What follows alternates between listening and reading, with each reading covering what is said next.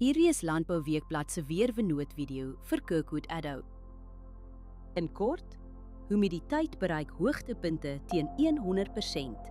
Swamdruk is hoog. Hier is die besonderhede. Sedert Januarie het ons 336 mm reën gehad, 106% meer as die 5-jaar gemiddelde. Teenoor verlede jaar het ons 76% meer reën gekry. Die laagste temperatuur wat voorspel word is 8,1 grade. Die hoogste is 23 grade. Die grootste dag-tot-nagwisseling is sowat 15 grade, wat redelik groot is. Skerp wisselings van die aard stres vrugte en kan fisiologiese probleme soos bars of sonbrand vererger. 123,8 mm reën word die week verwag. Trekkertoegang en bespuiting raak moeilik totdat lande weer opdroog. Die meeste dae is winderig. Die stilste dag is Saterdag teen ongeveer 9,2 km/h. Net daardie dag bly binne die 15 km windgrens. Kontroleer steeds windrigting, windvlae, temperatuur, humiditeit en delta T voor jy spuit.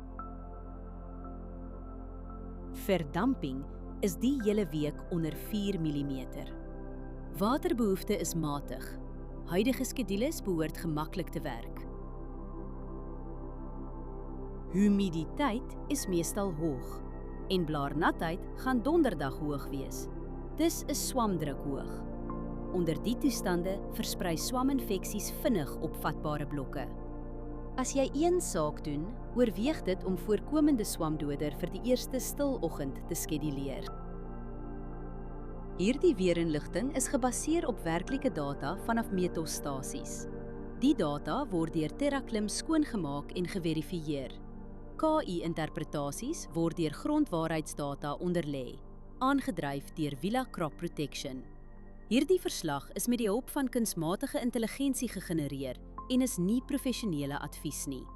Gaan na weather.villacrop.co.za en kies die weerverslag vir jou streek.